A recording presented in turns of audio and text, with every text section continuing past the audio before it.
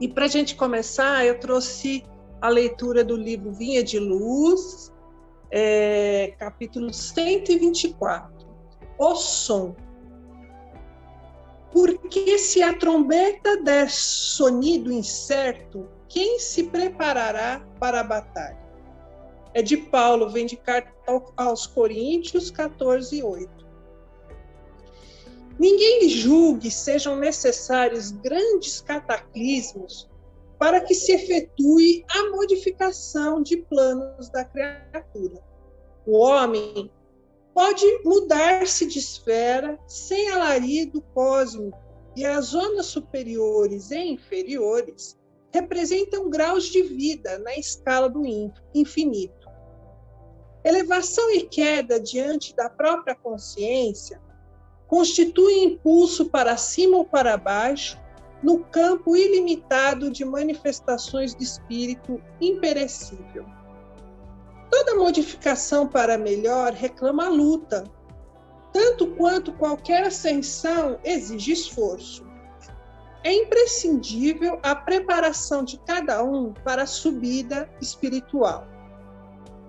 É natural, portanto, que vanguardeiros sejam porta-vozes a todos aqueles que acompanham o trabalho de melhoria, aglomerados em multidão. Eis porque, personificando no discípulo do Evangelho a trombeta viva do Cristo, dele devemos esperar avisos seguros. Em quase todos os lugares, observamos os instrumentos de sons incertos que dão notícia do serviço a fazer, mas não revelam caminhos justos. Na maioria dos núcleos do cristianismo renascente, deparam-se trabalhadores altamente dotados de luz espiritual que duvidam de si mesmos, companheiros valiosos cuja fé somente vibra em descontínuas fulgurações. É necessário compreender, porém, que o som incerto não atende ao roteiro exato. Serve para despertar, mas não fornece orientação. Os aprendizes da Boa Nova constituem a instrumentalidade do Senhor. Sabemos que coletivamente permanecem todos empenhados em servi-lo.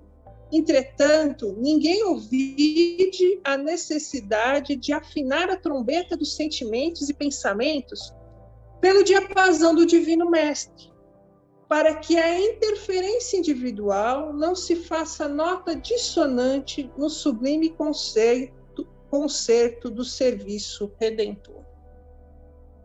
E aí, meus queridos, depois dessa leitura, que só ela já dá para refletir muita coisa, né, Eugênia? Eu gostaria de pedir a todos para fechar os olhos e imaginar a doce figura de Jesus, com seus braços abertos, nos recebendo, nos amparando, Ele que nos trouxe até aqui. Tanto nas nossas vidas, toda a nossa caminhada só foi possível graças à bondade e à misericórdia de Deus, nosso Pai, e Jesus, nosso Mestre e governador do nosso planeta. Ele nos trouxe até aqui, nessa nossa caminhada da vida, e nos trouxe aqui no dia de hoje, no GASFA, nós que estamos aqui presencialmente, vocês que estão aí virtualmente, e a todos os espíritos amigos que nos acompanham nessa manhã de sábado, nesse lugar tão bonito e acolhedor que é o GASFA. Que no dia de hoje possamos entender um pouco mais sobre essa questão da reencarnação, sobre os reajustes necessários que precisamos fazer na nossa caminhada rumo a Jesus. Que a nossa irmã Eugênia seja inspirada a trazer para nós reflexões que toquem a nossa mente e principalmente o nosso espírito, nosso coração, para que não nos esqueçamos da promessa do Cristo, de que Ele sempre estará conosco e nós com eles. E assim é com muita alegria que damos início aos trabalhos de hoje, dizendo graças a Deus e graças a Jesus. E agora, então, dou a palavra à nossa querida irmã Eugênia. Seja bem-vinda, Eugênia. Obrigada. Bom dia a todos, os que aqui estão presentes, os que nos ouvem através das várias possibilidades que a internet nos faz. Inicialmente, eu gostaria de agradecer ao GASPA pela oportunidade do estudo e oportunidade de trabalho, e dizer da minha alegria de retornar a essa casa que tão privilegiada, né, pela natureza, como Francisco de Assis gosta, e pedir para essa equipe espiritual que ela possa nos auxiliar e a gente possa desenvolver bem essa tarefa que nos cabe na manhã de hoje. Conforme a nossa irmã falou, a nossa proposta de hoje é falar sobre reencarnação e reajustes. E eu usei algumas obras que eu passo a citar aqui para vocês. A obra que deu título a essas considerações é do Martins Peralva, chama Estudando o Evangelho, e é o capítulo 15. Porém, o capítulo 9, 11 e 17 também tratam de reencarnação, e eu usei também. Chico e Emmanuel têm um livro chamado Justiça Divina, que tem vários textos que também tratam desse assunto da reencarnação. Só para citar alguns, porque são muitos: Culpa e Reencarnação, Cada Existência, Na Escola da Vida, Luz da Reencarnação, Aprendendo e Refazendo, Corrigir e Pagar. Todos esses são textos desse livro Justiça Divina. Pensamento e Vida tem um texto muito bonito e muito focado nessa questão que nós vamos falar, que é o refazimento, né? Pensamento e Vida, no capítulo 11, tem um texto chamado Berço, e esse capítulo fala exatamente sobre essa nossa conversa da manhã de hoje. Um outro livro chamado Religião dos Espíritos, né? No capítulo 24, tem um título de Reencarnação. E tem outro capítulo também, o 45, que fala sobre esquecimento e reencarnação, e o 65, que está mais focado nesse nosso tema, que é reencarnação e progresso. Pão Nosso tem um texto muito bonito, no capítulo 73, chamado As Testemunhas. E o Vinha de Luz, no capítulo 20, Porta Estreita, e no 64, Fermento Velho. Bom, historicamente, essa questão da ideia de múltiplas existências, de continuidade da vida após a morte, não é algo que a doutrina espírita inaugurou. Isso significa que, antes de existir doutrina espírita, várias outras culturas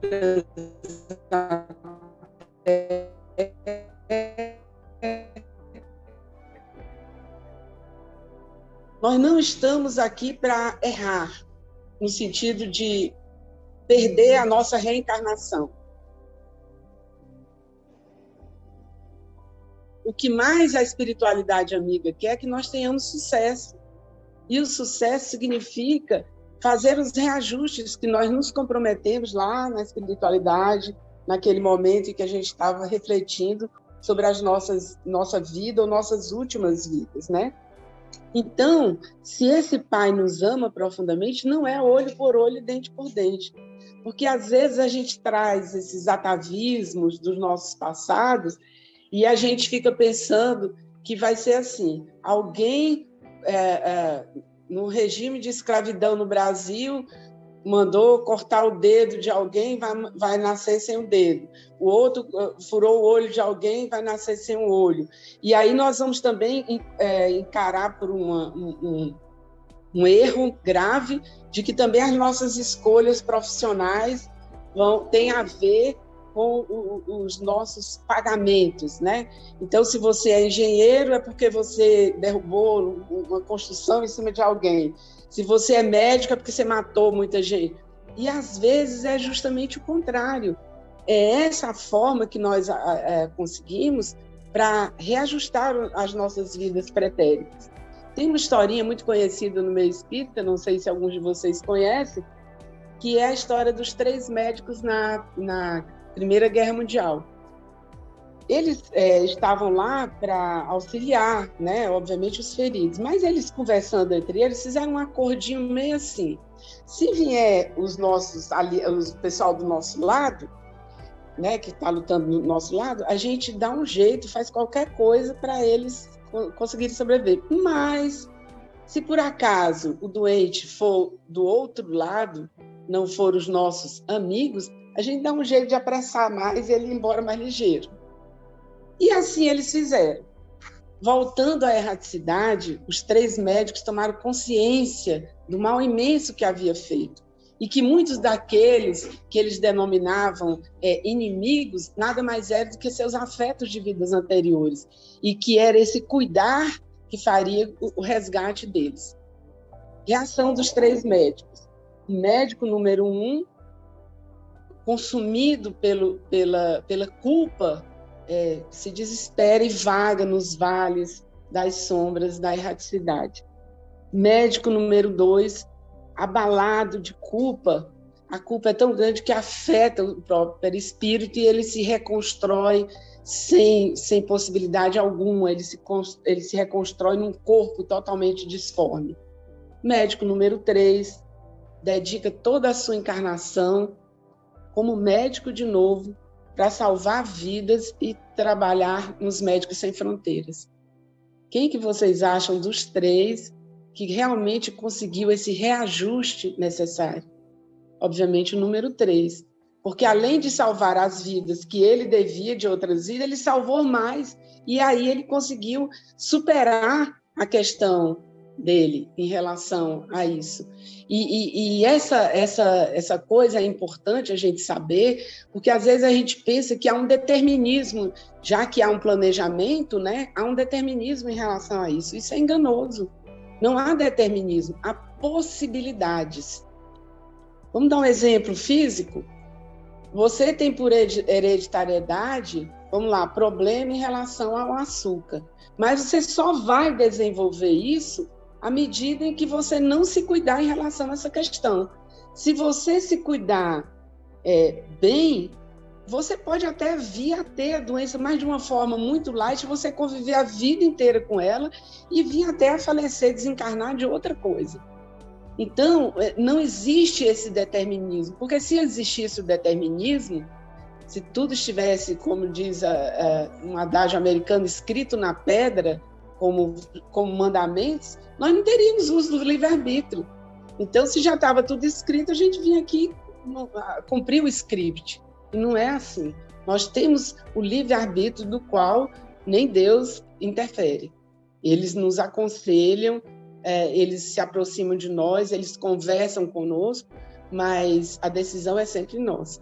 Então, a decisão desses 3 médicos foram decisões diferenciadas. E a espiritualidade aceitou a decisão deles.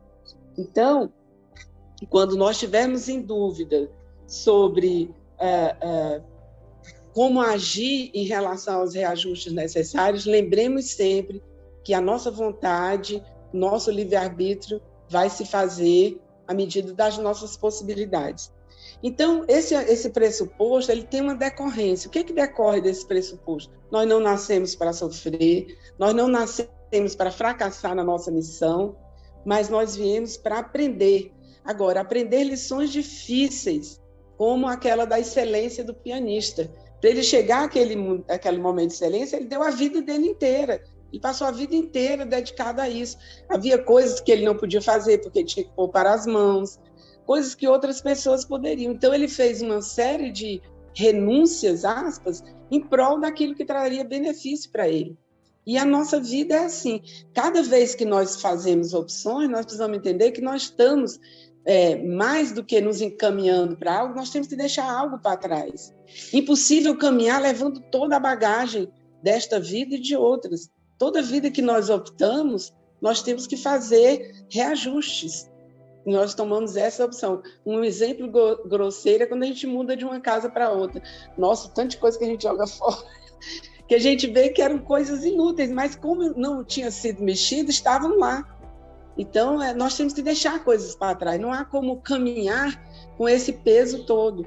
E, às vezes, nós temos dificuldades por questões de outras vidas, de liberar esses pesos, né? Outro pressuposto interessante é a particularidade de cada reencarnação. As reencarnações variam de formas infinitas, mas só para a gente trabalhar uma ideia aqui, vamos imaginar de 1 a 10, uma escala, não é infinita, tá, gente? Mas só para materializar a ideia. Nós temos de 1 a 10. De 1 seria aqueles que têm reencarnações compulsórias. No nível 10, são aqueles que já têm uma tal... e esses aqui têm reencarnação compulsória, ele não pode escolher. Esse aqui, ele escolhe, ele reencarna de século em século, ele já está num estágio quase que naquele momento em que ele não precisa mais reencarnar, porque ainda tem esse. Alguns que nem precisam mais reencarnar. Isso tudo são estágios de espíritos. Um que não precisava mais reencarnar e que a gente conheceu muito bem, Mestre Jesus, não precisava mais reencarnar, mas em algum momento ele fez se submeteu à reencarnação por acreditar que isso seria muito importante para o planeta todo, que ele, como sabemos, né, é o nosso comandante maior, é o arquiteto desse planeta, ele estava aqui antes mesmo que o planeta começasse a existir. Então, tudo isso que nós estamos conversando sobre opções, escolhas, nós temos que entender que isso é quem está na média. Nem é o 1, nem é o 10. Quem está lá pelos 5, 6, que somos a maioria de nós. Então, a maioria de nós pôde participar de maneira relativa em relação à sua reencarnação. Embora que a espiritualidade fale que nós somos meio exagerados. Quando a gente está do outro lado da vida, a gente diz, olha, manda todo mundo, eu encaro, pode mandar aquela pessoa de outra vida e tal, que eu vou fazer e vai acontecer. E, às vezes, a espiritualidade diz, calma, Eugênia, não precisa tanto, não se empolga demais. Vamos selecionando, aparecendo aqui e acolá, em alguns momentos definidos na vida, mas todos ao mesmo tempo, porque eles nos conhecem profundamente, né? Na espiritualidade, Joana fala que nós temos um cheiro, um aroma, né? Não é à toa que algumas entidades, quando se manifestam, a gente sente o perfume de rosas, a gente sente o perfume de jasmim e por aí vai. Então, nós temos o nosso cheiro. Então, não há como enganar, nem iludir, nem fazer aquele que, quando estamos encarnados, fazendo que é aquele papel social, né? Na espiritualidade não há a menor possibilidade disso. Então, nós estamos falando sobre alguém que está na média. Nossa conversa não tem nem um extremo nem outro, né? Esses textos todos falam de nós que temos algum grau de consciência e já estamos despertos para a necessidade de reencarnar para recompor. Outra coisa muito importante a gente entender sobre reencarnação é que nós não estamos sozinhos. Caminham conosco, nos dizem esses autores, amigos espirituais, nosso mentor espiritual e o nosso Mestre Jesus. Né? Fala dele, eu estarei convosco até a consumação dos séculos. O que é a consumação dos séculos? É a hora em que a gente finalmente conseguir esse estágio de iluminação que nós tanto queremos, mas que por vezes temos tanta dificuldade de alcançar. Tem uma introdução linda do livro dos Espíritos, do livro Espírito da Verdade, que fala um pouco sobre essa questão que nós estamos conversando. E é praticamente uma oração.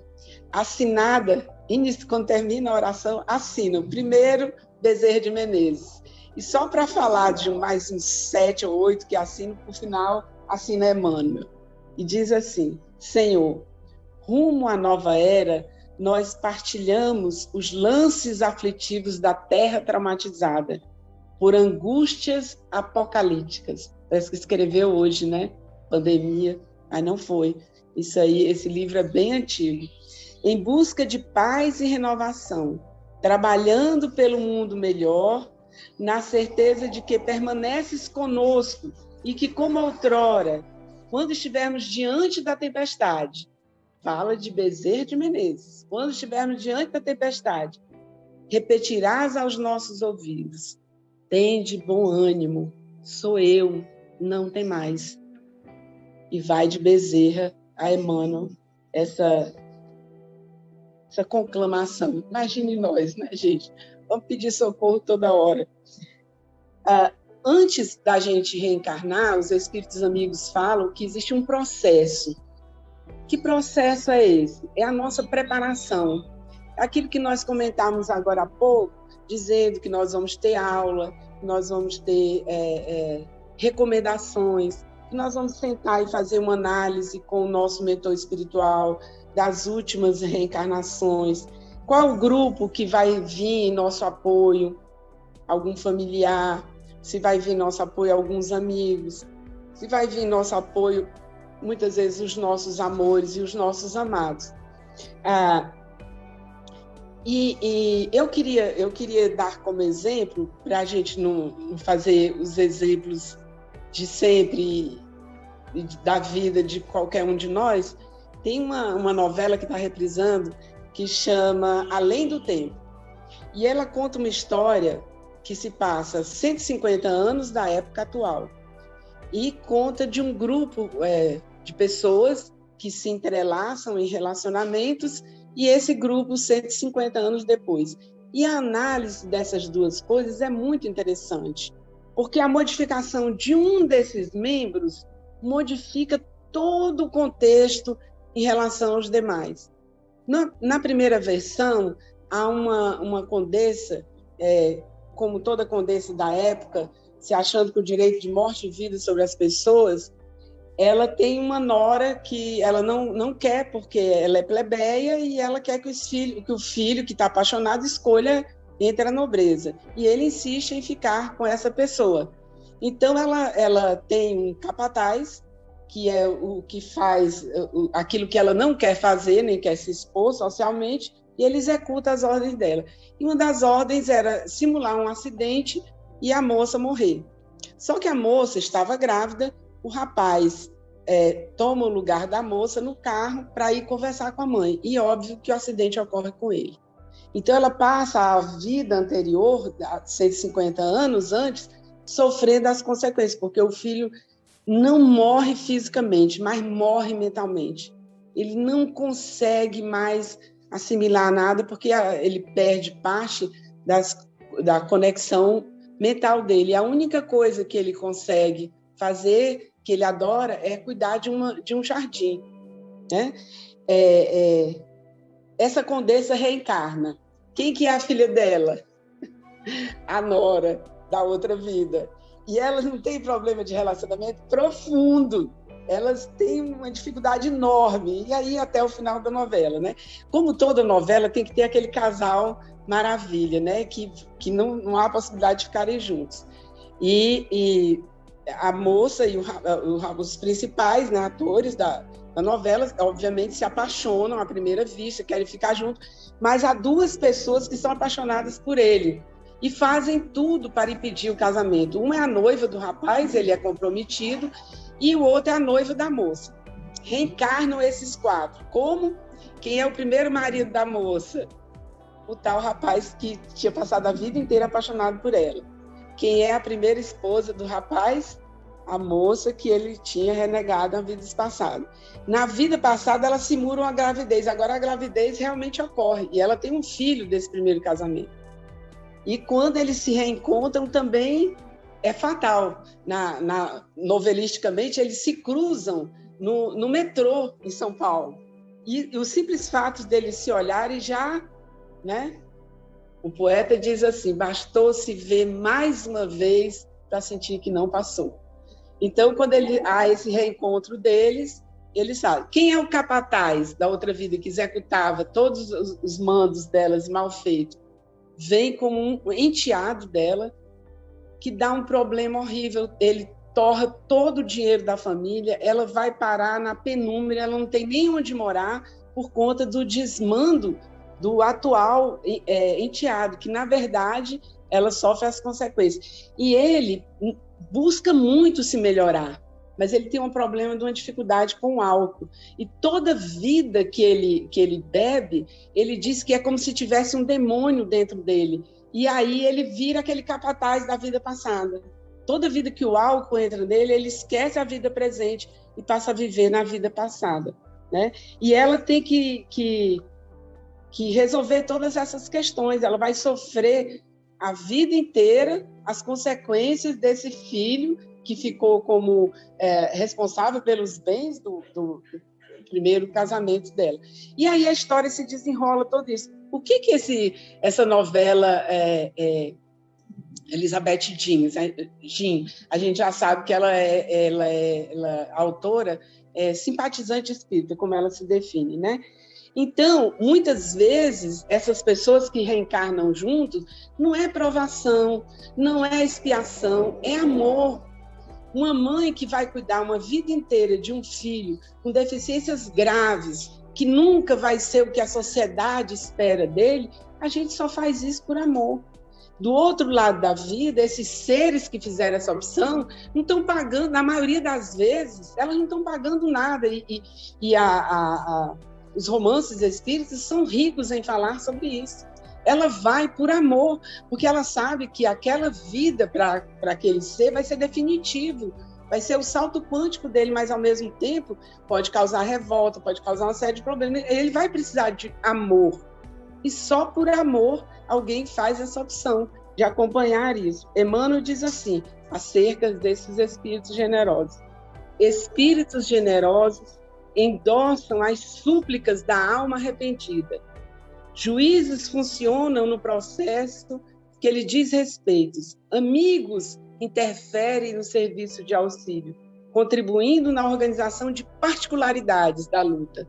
Qual é a particularidade? Vim como mãe cuidar dessa pessoa para que ela não se desespere, para que ela não cometa um ato de loucura, para que essa revolta não impregne seus corações. E Emmanuel fala também que eles passam a ser nossas testemunhas tutelares, porque às vezes a gente pensa, quando Jesus falou diretamente sobre isso, mas a doutrina espírita fala que nós temos testemunhas, né? uma nuvem de testemunhas, e a gente fica pensando logo, né? Nosso olhar está aqui, nossa, é os que estão aí para nos cobrar. Não, tem gente também querendo ajudar. Tem gente também conversando com a gente durante o sono, dizendo, olha, Eugênio, não é bem assim, não é possível que você vá repetir isso de novo. Não, olha, tem outra opção que não seja essa de enlouquecer. Tem outras possibilidades, né? Então, esses amigos espirituais nos conduzem, intuem. Agora, eles não podem tomar decisão por nós. A decisão nós precisamos tomar. Enquanto perdurar essas tarefas, né? Eles nos falam, por vezes, nos dizem, mandam-nos recônditos das nossas consciências. Como é que é isso, gente? São palavras de advertência que às vezes vêm através de um amigo. Esses dias, alguém me mandou um zap, eu até falei, obrigada, eu estava precisando ouvir isso hoje. Porque às vezes é isso, o mentor espiritual, os amigos espirituais, eles se valem de quem tiver por perto, para nos auxiliar e fazer com que a gente avance em relação a isso. E durante a reencarnação? Durante esse processo, o espírito vai ser testado naquilo que ele ainda não conquistou, mas é regra absoluta que ele pode conquistar. Agora, o verbo é pode, não é com certeza será, porque isso vai depender das opções que nós fizermos. Mas toda vida que a gente quiser saber qual é a opção que nós vamos fazer, qual é o caminho que nós vamos seguir, não tem outro, gente. Oração, joelho no chão, entrega. Faz uma listinha das 3 coisas que estão mais me angustiando hoje. E diz assim, isso aqui está entregue. Se está entregue, eu não tenho que me preocupar como vai acontecer, como isso vai se resolver. Está entregue. A espiritualidade vai guiar. Mas é preciso que você diga, eu abro mão do meu sonho em nome do sonho de Deus, porque os sonhos de Deus são melhores que os meus. Mas esse abrir mão não é fácil, porque geralmente, pelas nossas dificuldades de vida passada, a gente vai pelo aquele mesmo caminho das nossas dificuldades. Com relação às nossas dificuldades, eu lembrei do poeta Belchior, que ele diz assim, minha dor é perceber que, apesar de termos feito tudo o que fizemos, ou seja, apesar da nossa boa vontade, a gente achar que está fazendo diferente, nós ainda somos os mesmos e vivemos como os nossos pais. Eu lembro de uma terapeuta muito, muito querida, amiga, que ela me falou isso há muitos anos. Descubra qual é o papel que a família determinou para você e traia. Porque você não pode mais ser aquilo que você veio para... Você precisa fazer algo novo. E se você for repetir os papéis, repetir o papel da família, repetir o papel dos pais, você não vai progredir. Isso não quer dizer que os nossos pais não nos amam, que não fizeram melhor. Não é disso que nós estamos falando. Nós estamos falando em emancipação. Há um momento que nós temos que caminhar pelas nossas próprias pernas e não mais tutelados pelos nossos pais como se crianças fôssemos. Agora corre por nossa conta.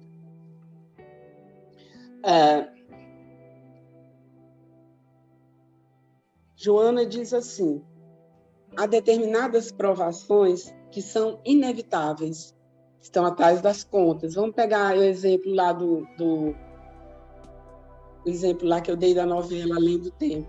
Há determinadas provações que são inevitáveis. Essa mãe teria que vir, essa ex-sogra teria que vir agora como mãe? Sim, porque mãe e filha é uma questão que até a sociedade acha que tem que se amar.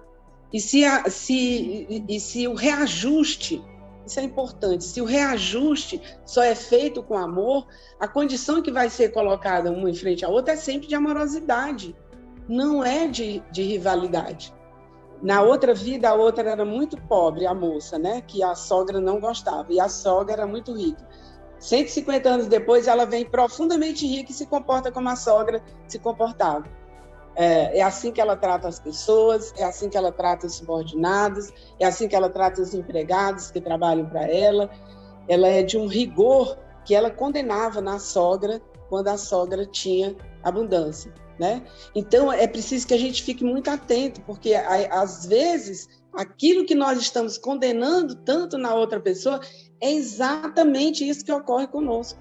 Joana de Ângeles fala que o outro é nosso espelho e que nós temos a tendência de vermos no outro aquilo que a dificuldade é nossa. Tem um filme muito interessante, é lá da década de 90, que é Vida de Casado. E a história é narrada por um amigo do casal. E começa a história ele contando que o marido vai conversar com ele e diz para ele que está apaixonado por outra pessoa, mas que ele não pode largar o lar dele porque a esposa não vai aguentar.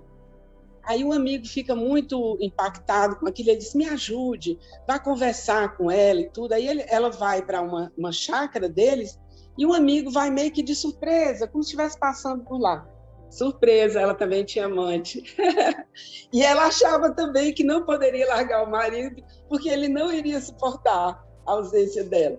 É uma comédia romântica, é óbvio que eles não vão se separar, porque depois, no final, cada um descobre que ele é que não dá conta de viver sem ela, e ela descobre que ela não dá conta de viver sem ele, e essas outras questões paralelas são resolvidas.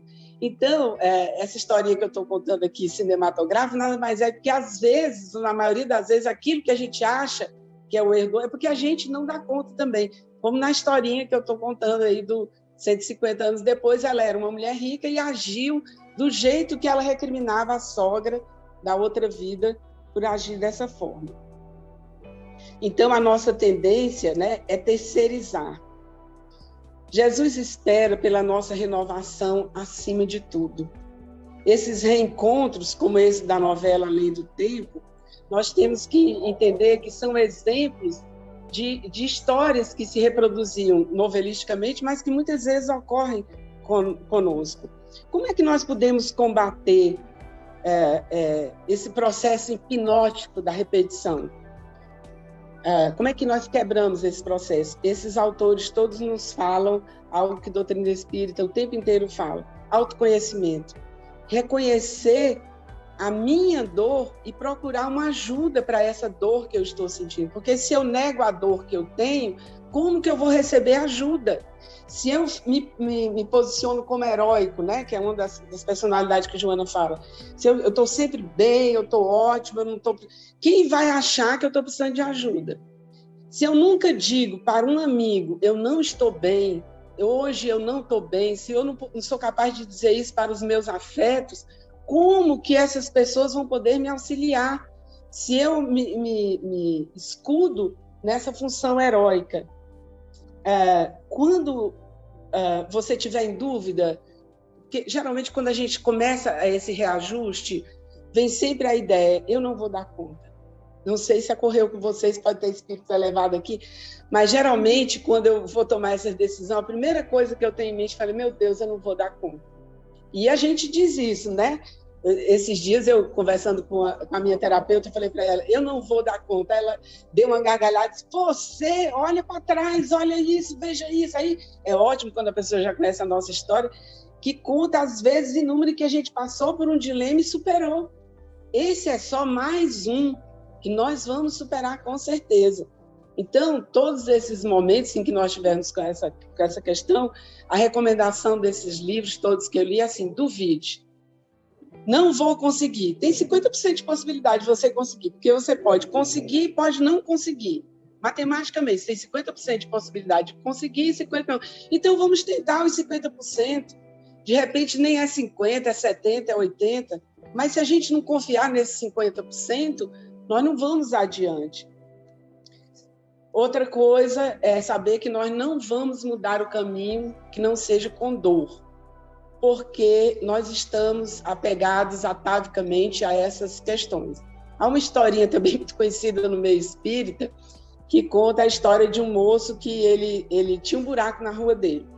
E aí toda vida que ele ia, esquecia que tinha um buraco, caía no buraco. E se pediu várias vezes, até que um dia ele falou, peraí, eu vou parar, tem um buraco na minha rua, então eu vou passar ao lado do buraco. E às vezes ele passava e olhava para o buraco e disse, nossa, mas aquele dia foi tão interessante que eu caí e não sei o quê. E de repente ele tinha saudade de tempo que ele tinha caído no buraco. E finalmente, quando ele consegue a iluminação, ele acredita que ele pode ir por outra rua. Ele pode mudar de rua. E nessa outra rua nem tem buraco. Mas no momento em que a gente está na rua que tem buraco, a gente só pensa que nós ou vamos cair no buraco ou vamos passar perto do buraco. Quando, na verdade, nós podemos mudar de rua. Mas essa capacidade, primeiro, de acreditar que você pode mudar de rua, você dá conta de fazer essa passagem, ela tem que vir do fundo de nossas almas. Isso só ocorre com a ajuda espiritual. A gente não consegue isso sozinho. É muita oração, muita meditação, reflexão sobre a nossa dificuldade para que isso signifique mudar. E, às vezes, nós vamos precisar também da ajuda de profissionais.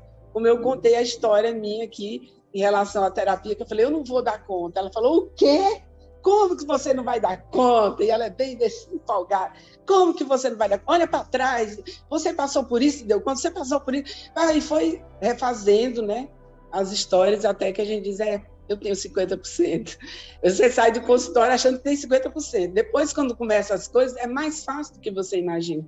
E aí você vê que consegue mais. Meus irmãos, eu vou finalizar lembrando o poeta Maluco Beleza, que diz assim, veja, e não diga que a reencarnação está perdida. Tenha fé em Deus, tenha fé na vida. Tente outra vez. Beba, pois a água viva ainda está na fonte. Você tem 2 pés, é para atravessar a ponte. Nada acabou. Levante sua mão sedenta e recomece agora a andar. Ai, queira. Basta ser sincero e desejar profundo. Você é capaz de sacudir o mundo. Tente outra vez. E não me diga que a vitória está perdida, porque é de batalha que se vive a vida. Raul Seixas. Obrigada.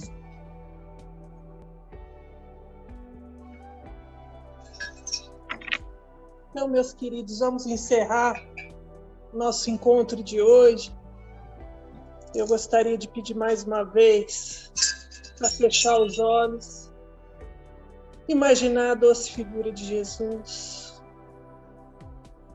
Que esse momento que tivemos hoje, essa manhã tão agradável, de alguma forma tenha nos ajudado a compreender aquelas dificuldades da vida, aqueles porquês que fazemos internamente, que não entendemos muito bem, aquelas pequenas ou grandes dores que nos afligem e queremos resolver, mas não sabemos exatamente que rumo tomar.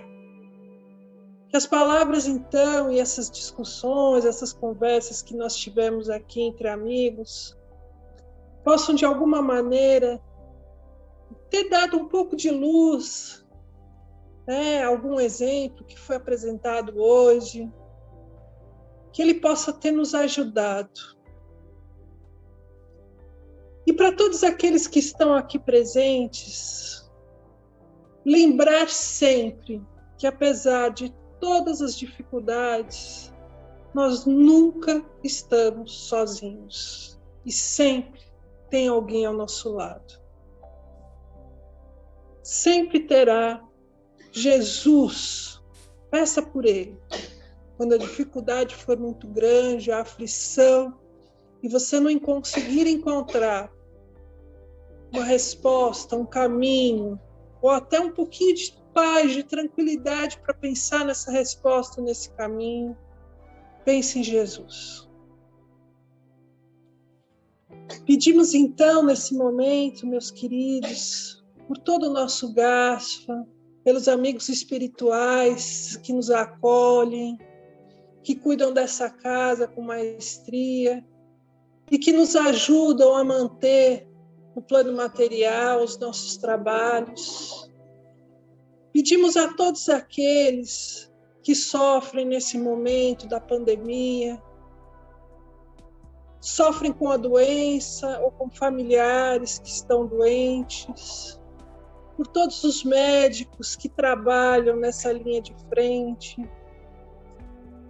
Isso é uma grande lição que o nosso planeta precisa passar e que nós aumentemos e consigamos aumentar a nossa capacidade de amar nesse momento.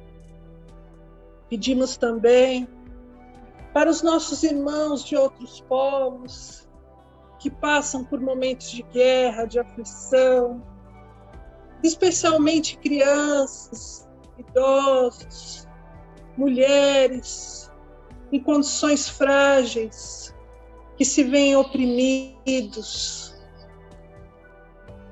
Senhor, acolhe todas elas no seu coração, enxuga cada lágrima, e que eles consigam seguir em frente, apesar de todas as adversidades. E se com a nossa humilde prece podemos chegar até eles e dar um pouco de alento, somos gratos, Senhor. E assim, é com muita alegria que vamos orar a prece que Jesus nos ensinou, procurando irradiar essa luz para todos aqueles que estão conosco, que convivem conosco, e para os quais precisam de um pouquinho mais de luz e de carinho nesse momento.